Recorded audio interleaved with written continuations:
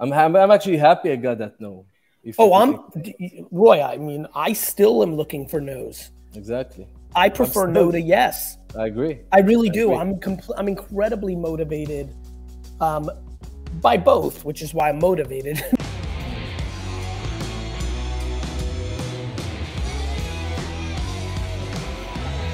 The GaryVee audio experience.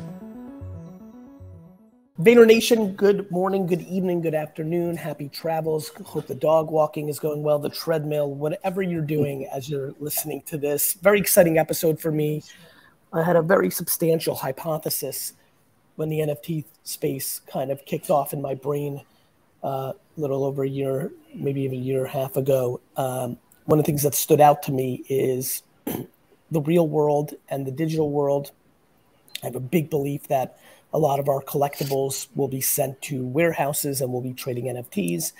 And then one of the biggest bets I made in kind of my big investing era of last summer was into Tom Sachs' rockets, because Tom was a very successful artist. Danny Cole was an emerging artist in real life that I fell in love with, and that's why I went heavy on creatures. And many of the people that I have supported do physical art and then put out projects. But me, as many of you know that have followed me, and I've talked a lot about this, me as a non-physical art collector or enthusiast or aficionado has, you know, ironically been sucked into caring a little bit more about real art, which has been fun. But along my journeys over the last 15 years, there was, you know, kind of one artist that I was aware of, that I kind of watched from the sidelines grow his, you know, demand, his reputation, watched him move. We shared a very, very, very close friend to both of us named Eitan Sugarman, who owns Hunt and Fish Club and White Horse Tavern. And, you know, people that listen to this podcast may know the boy from New York in my social content, things of that nature, and his content. And so I had I would call it a second row seat to watching Roy build his career over the last decade. And when he hit me up a couple months ago and said, "Hey, I'm entering this space with his friend Mike," and I was like, "This is just so exciting for me."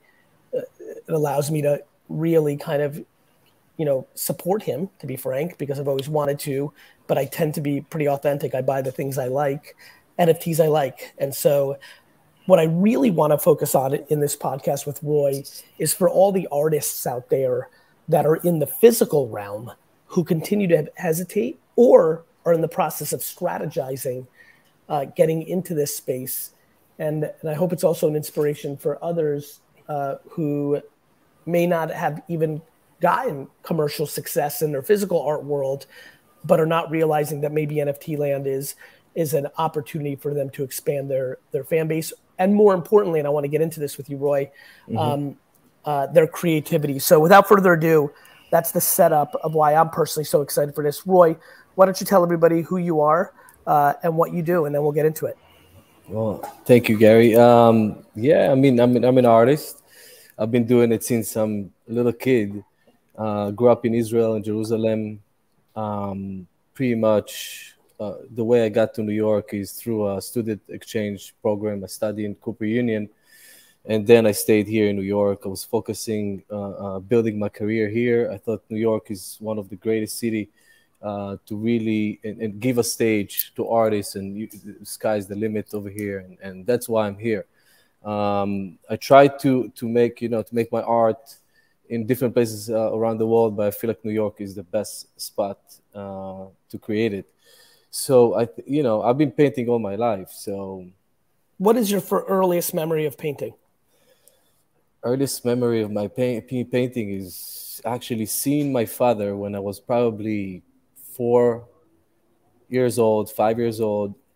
See my father starting a painting from a white canvas completely, and then bringing life to the canvas and painting. I remember he painted like clowns, and I was like really impressed about that. And that was fascinating to me.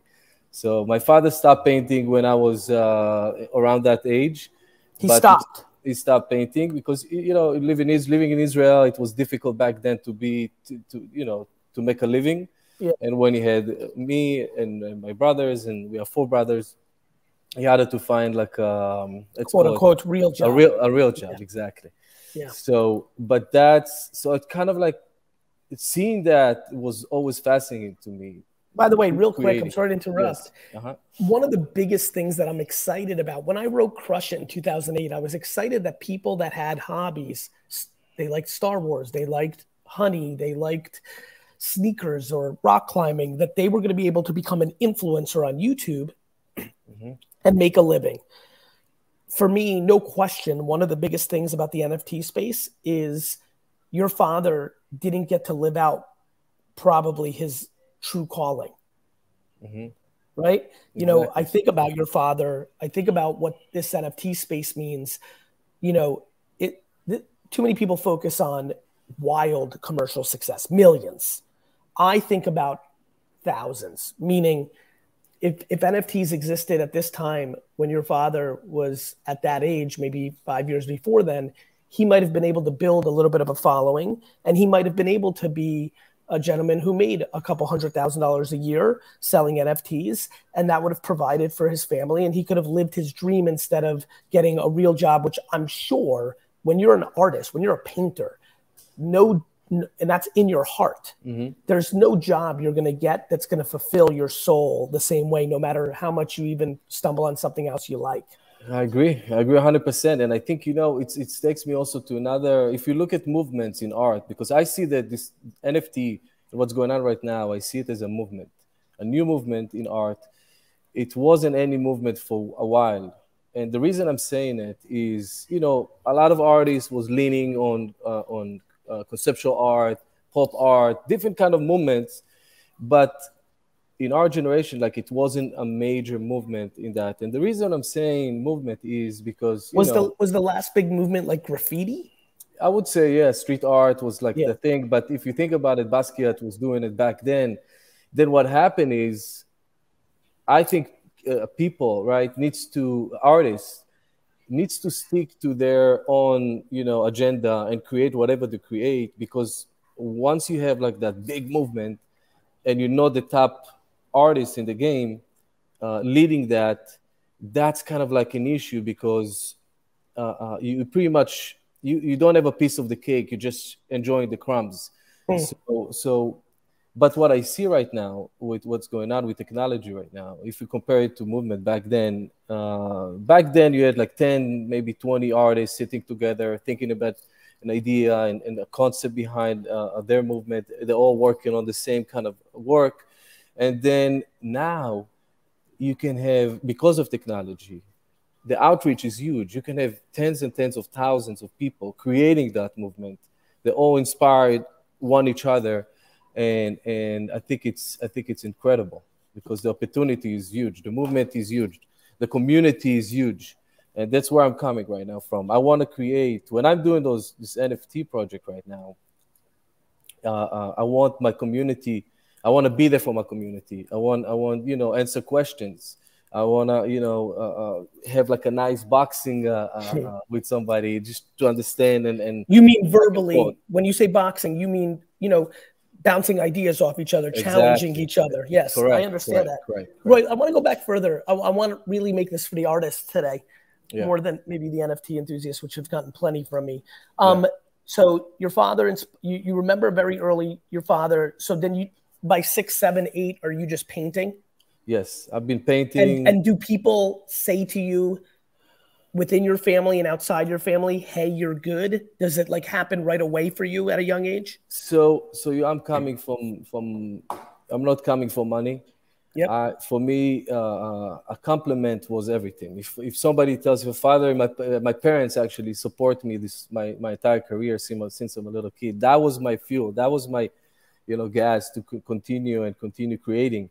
But I remember, you know, back then in Tel Aviv, you know, in Jerusalem, I've been painting all my life, right, since I'm a kid. But by the age of 16 to 18, I created my own style of work after I took inspiration from a lot of artists and worked on my technique and tried to really paint like any artist out there. And then I started creating my own stuff. I remember going to galleries, and you know, one of the galleries I went in Tel Aviv, I showed the guy the portfolio, handed it in his hand. I said, check, you know, check out my work. What do you think? The guy flipped 2 pages, closed the page, and sent back to me and said, it's not for me. So that was for me a pretty much every time I got the negative response, it actually made me even work harder and push myself harder and continue, because I didn't took no as an answer. Like, and trust me, I got a lot of no's in my career to get to where I am. Do you remember your first no, or was that one that you just told a story the most? Maybe it wasn't the first one, but it was such a aggressive no that it just sticks with you. Exactly. That was one of them. Like, you know, you think you know, you're putting time into something and then you get that no answer. And that's really, it's like a slap in the face. But I built so much from that, you know. I'm actually happy I got that no. Roy, I mean, I still am looking for no's. Exactly. I prefer no to yes. I agree. I really do. I'm incredibly motivated by both, which is why I'm motivated. but I enjoy a good no. Yeah. I mean, there's a lot of people listening right now that think NFTs are stupid and are a scam and are a fad. And I'm incredibly motivated by knowing that right now the NFT landscape is very focused on the collectible with a little bit of utility. I know long-term the technology is more about the utility with a little bit of collectability. Exactly. But I know it's going to be here forever, just like I knew the internet and social media would be.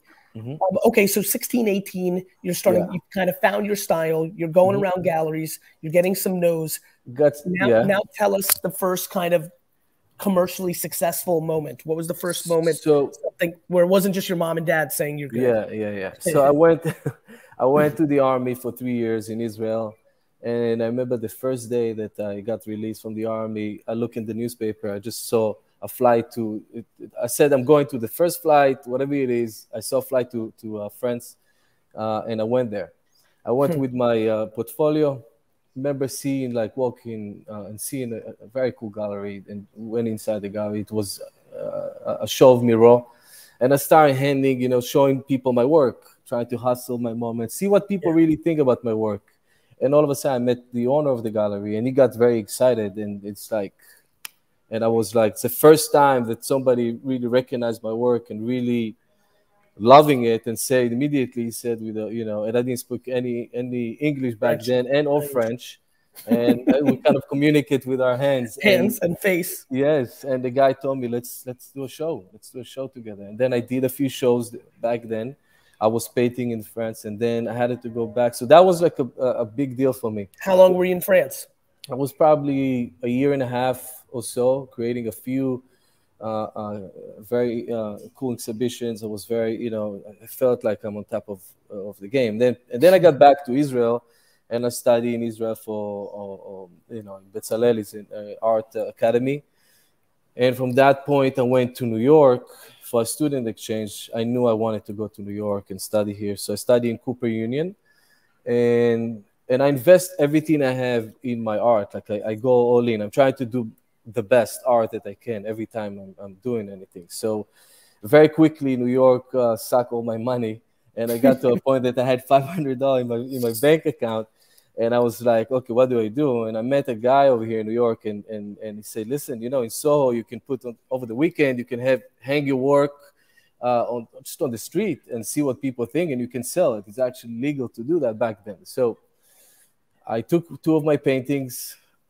I hanged them on, I remember Spring on Broadway. Back then it was Cafe Bari. Now it's Nike Town. And a bunch of people walk and really admiring the work. Yeah, and then a guy came and reached over and said, listen, I'm building this restaurant in Vegas, Tao, in Vegas back then. It was Jason Strauss. And then he tells me, would you like to do my art, the art pretty much for the restaurant? And then I said, yeah, I mean, I don't know anything about Tao, no Vegas, but then I started, understanding more what it's all about, and I did those art pieces for. So Vegas. Wait a minute, I don't know this story. So you're telling me you're on the corner of a street because somebody tells you can put up two paint, you can put up art. Yeah. You're hanging out, you're getting some good feedback for a couple hours, and then some guy comes along, looks at it, and just looks you in the face and says, do you want to do the art for me in my Vegas restaurant? Exactly like that. Wow. I know Jason. And so you're telling me that moment really was a game changer. Yes, it was. That was the big break. That was, by the way, for anybody listening, this is why New York is New York. Yeah. Because the people that are walking by the street are people that are building, like, you know, restaurant empires. Exactly. So Jason says that. Did you sell those 2 paintings that day? I did. For how much? Do you remember? It was probably like $500 a piece. And you were pumped.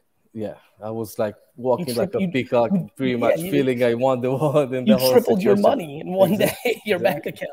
And the most important, it gave me a few more months to live in New York, continue my dream. So I was like, I was always. What year was this? 2005, I would say. 2006. And how old were you? 2005. I was 24, 5, something like that.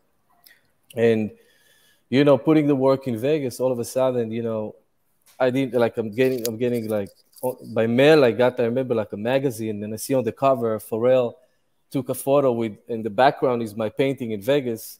So that was like a big deal, you know. I'm like, you know, so that's the beauty of New York, like you said. New York, you start your day, you never know how it ends. Yeah. You know, so that was like. So you did how many paintings did they buy for Tao? They bought like 3 paintings overall. Do you remember what you charged them? I told them, whatever you want to give me. I don't mind. I think it was like overall nothing. It was like a few thousands. But for me, it was huge. Like for me, I don't care about the money. When I work, I don't think about X amount. I want a stage. And my recommendation for artists, no matter if you get a no in a gallery or in school, they're trying to put you in a box and all that moment, don't let it kill you. Like show your work. It can be on the street. It can be in restaurants. It can be anywhere. And now it's actually a little even easier in a way. Not easier, but more. No, easier. I know where you're about to go. Of course, because you could DM 600 influencers who have 4 million followers and say, I like what you do. I'm an artist. Yeah. Do you want this painting? If you do, I'd like you to take a picture with me in your Instagram main feed and don't delete it in 24 hours. You can absolutely send that DM. By the way, people sometimes say, Gary, I need more practical advice. There you go.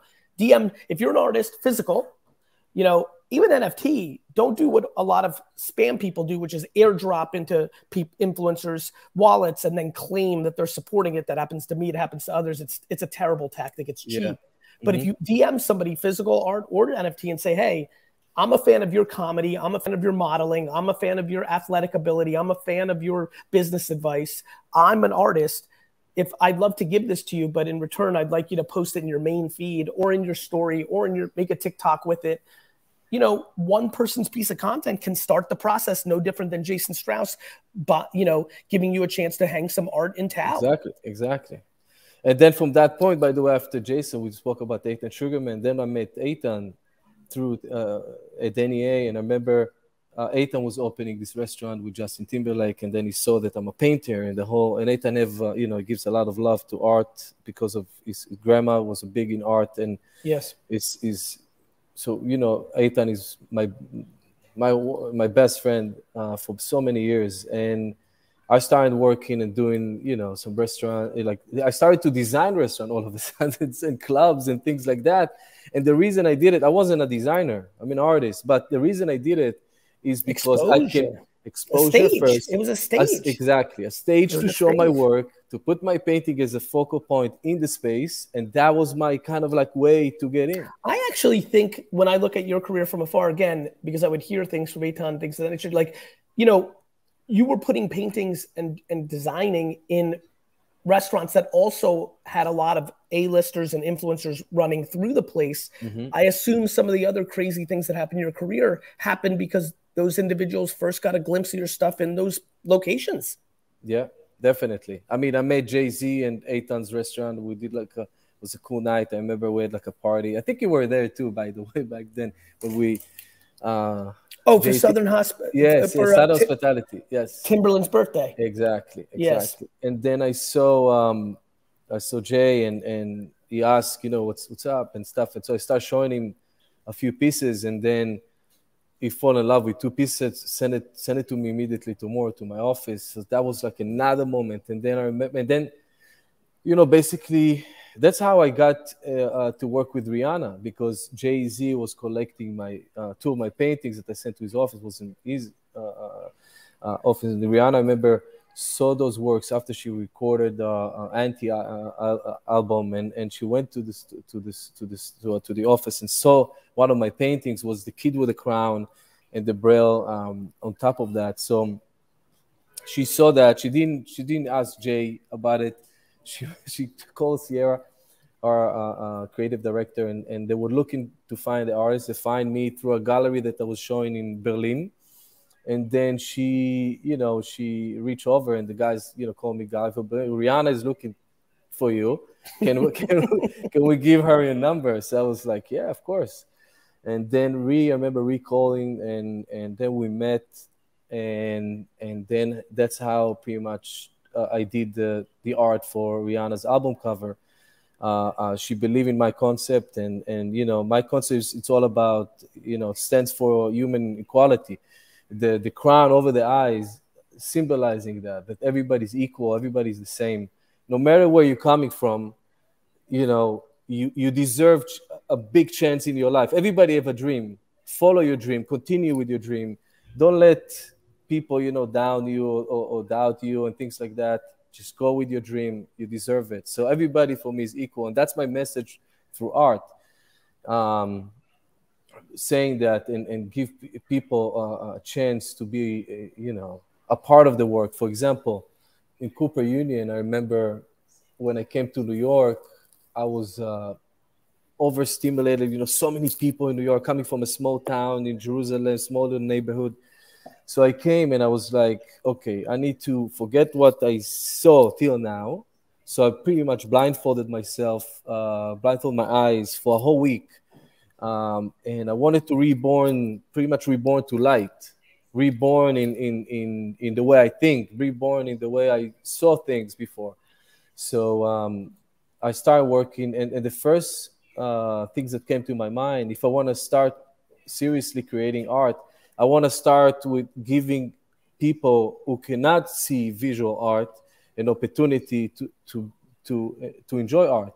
So I started creating those. I wrote poetry, and I translated it into Braille, and I sculpturing, the Braille on top of the canvas, and I let people who are blind, people that lost the vision, people who are visually impaired, to touch the work and experience a painting, and that for me was everything, because all of a sudden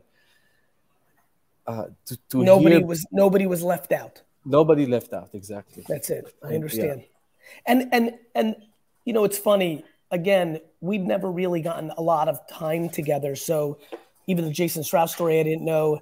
I was aware that you worked with Rihanna, but I didn't know how it all went down. I'm now pumped because I was at that party where now I have a feel like I have a connection to it.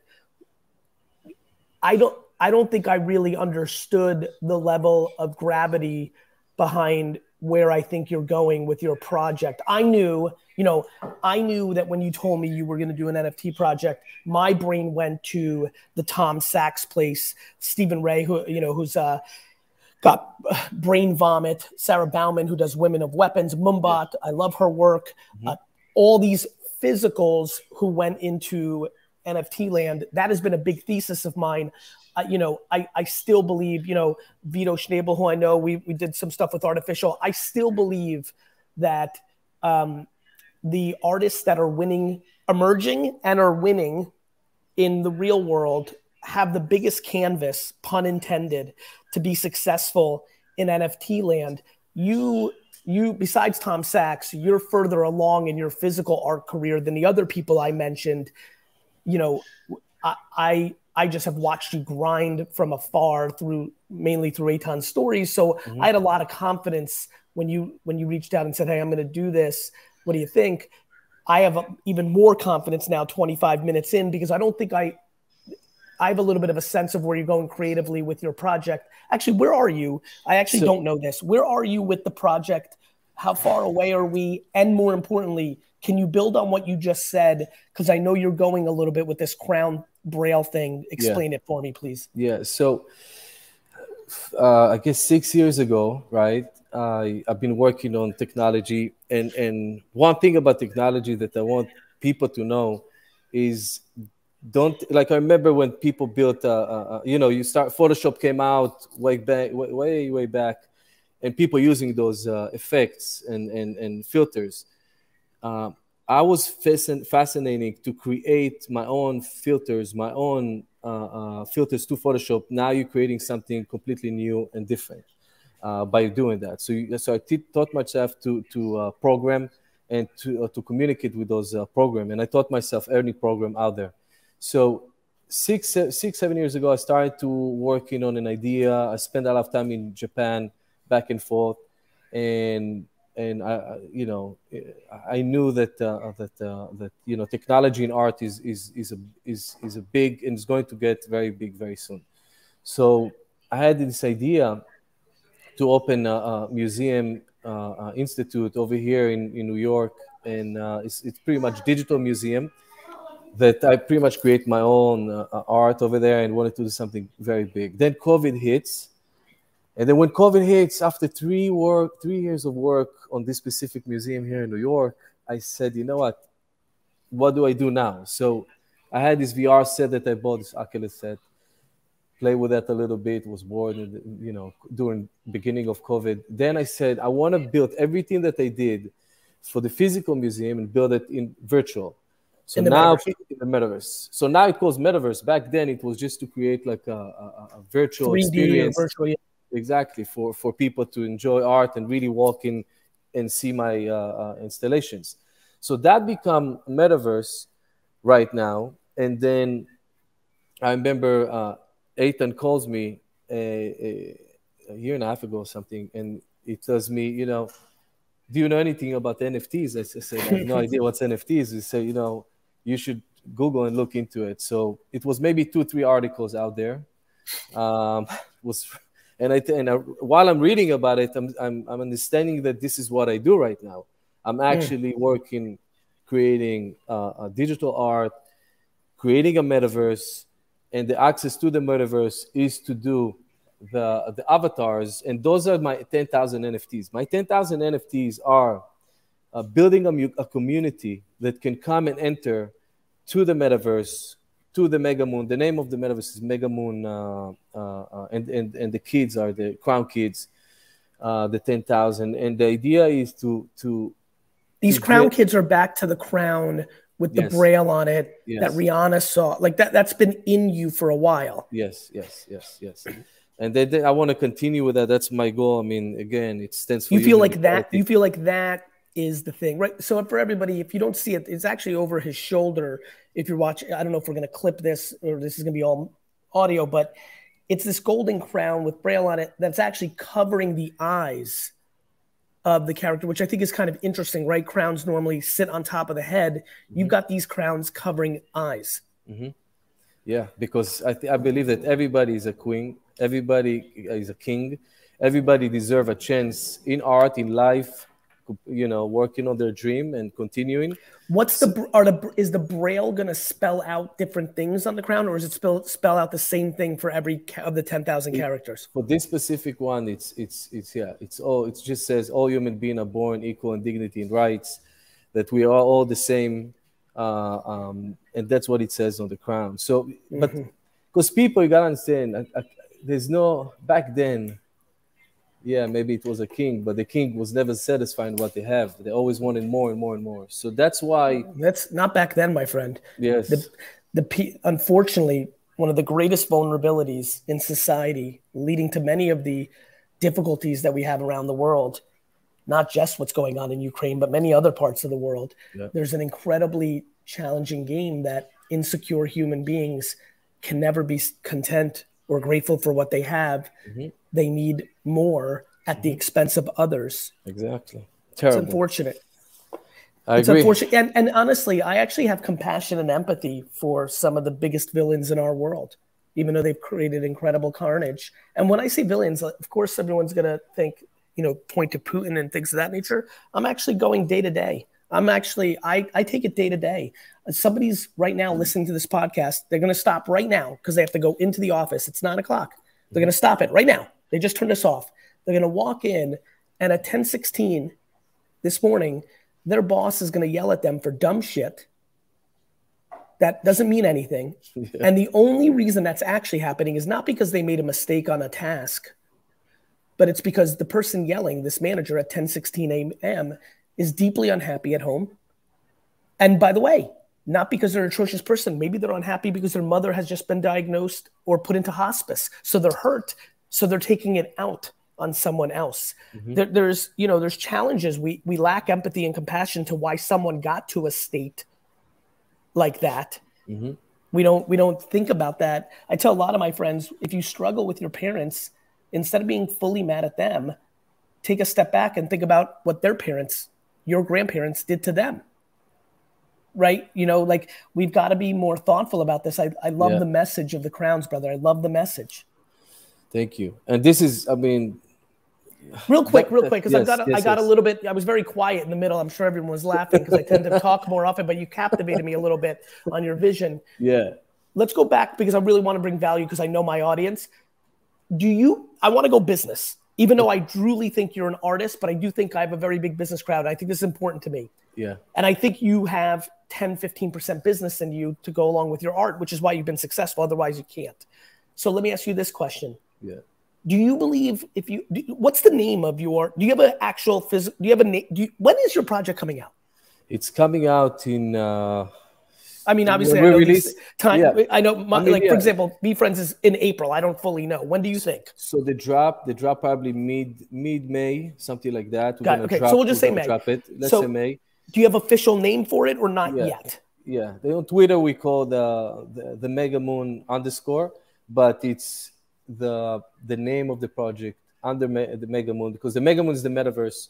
And the NFTs living in the metaverse, those avatar lives in the metaverse, and it's going to be the name of King, Crown Kids. Crown Kids. So talking business a little bit. Yeah. Do you believe that a successful Crown Kids launch in NFT land will impact your earnability in the physical world? Do you think as a businessman, which, an artist needs to be a businessman or woman a little bit. Hey, Dad. Thank you. Nice. Yeah. Do you think that it will compound your physical, like a very successful NFT project allows you to charge more for your art? Your art will go up in price? Yeah, I think, for me, like I said, it's not about the money, but I assume if the project is successful, yes, it can help the physical work as well. Do you love the Crown Kids so much? Because you obviously do other art that doesn't have them in there. Is there a part of you that hopes it's so successful that you can do more Crown Kids art physical, like that there'll be so much demand that will become more of what you make because you're so attached to the message? Or are you concerned that it's so commercially successful that people only want Crown Kids from you in a world where you're an artist and you want to do other shit? I mean, it's an interesting question, because I always trying to do the best, right? I always trying to do something in art. I'm trying to make art that is relevant and make a change in art in pretty much in art history. So you guys are doing a physical museum, NFT museum in downtown New York. Yeah. And the Crown Kids NFTs are going to give access to that? Yeah, it's going to be access for early drops, for events, for talks, for lounge. Like we're building a crypto lounge that people can come in and be a part of this community. That will open a year from today, roughly. Yes, yeah, understood. Yeah. And in the metaverse, the metaverse is pretty much ready. We're gonna release it on a 2D, like a PC game. It's gonna be on an app, gonna be on VR. And over there, I created like studios, so artists that, you know, could come and create their own art in the metaverse. What I like about what you're doing, and I think this has been a huge thing that I'm struggling with. So many people see the gold rush of NFTs. So they're just making something up today and launching in 60 days. And then they're surprised why it's not doing well. Yeah. You know, when was the first time you made a crown kit or a version of it? How many years ago? Oh, like I would say 7, 8 years ago, it was the first. But the first crown as a painting was 20 years ago. But right. So to me, that, right. And I think, you know, as we wrap up here, for everybody who's an artist or an entrepreneur and wants to get into putting out projects into the world, I believe the reason VeeFriends is going to win is this has been on my mind actually forever. When I didn't have a canvas, pun intended, to talk about patience and kindness and tenacity and ambition and all these things that I have, I just used me, GaryVee. I used me, the human, which was not really in my mind. I never thought of myself as a public figure. I thought of myself as a businessman, but I got to a point in my mid-30s where I was so pent up to talk about these things. 100%. I used myself as the vehicle. Now I have a universe for that vehicle. It was authentic. It's why it's going to work. Yeah. I believe the reason your project's going to work is because you're a real, commercially successful, actual contemporary artist. But more importantly, for me personally, it's the fact that the project is something that's been deep in you and has meaning. And I think for everybody who's listening, if you're going to take your first attempt, don't just hire a graphic artist to make you some PFPs. 100%. Take a step back and think about if your grandma meant something to you, or when you played hockey, it meant something to you, or a hero meant something to you, or a vision, or a passage out of the Bible or the Torah or the Quran or anything. Just does it mean something to you? It will always do better when it means something to you because you will fight for it more. If it doesn't mean anything to you, you won't fight for it because you may, for example, Roy, VeeFriends didn't sell out for the first 3 weeks. Did not sell out. Everybody now wants their thing to sell out in 3 minutes, let alone 3 hours, let alone 3 days. VeeFriends didn't sell out for 3 weeks. Yeah. But I fought for it because I knew I was building it forever. It didn't matter. Look what happened now. And what I believe also, when you create an image, that image needs to stay in your mind. So if you close the computer, you close your screen, and that image stays in your mind, right, means that you did something. And I feel like what you did with the sketches that you made, I see the black cat. I see all the figures that you made stuck in my mind because you have it in you. You came and did it naturally yourself. Correct. Spending time doing everybody, a lot of people made fun of me because the art isn't great. And for me, I was laughing because the art is so provenance to me. It is me. I took the week, I took a long time thinking about it and I took the week to create it. Yeah. And it was important to me that the first version was me from my heart, my 100%. Soul, my fingers. Yes. And I think authenticity and provenance matters so much. And I think so much. Many entrepreneurs like me will rather hire a graphic artist and call it a day, which is fine. You can do whatever you want. But there's no soul. There's no soul to it. There's no heart to it. It's so important. It needs to come from your heart. It needs to be you and the extensions of you. You don't need to paint like Picasso. Right. I'm not you. I'm not you. But that's not my art. Correct. Correct. Exactly. My friend, thank you for being on the show. Thank you so much. I can't wait to see the project. I haven't really minted a lot of projects lately. I've been so busy, but I'm really looking forward to yours, and I'm really happy you're on the show. And I hope we've motivated some entrepreneurs and artists to think about things from a different way. Thank you. Thank you so much, Gary. I love you. Ciao. Love you more.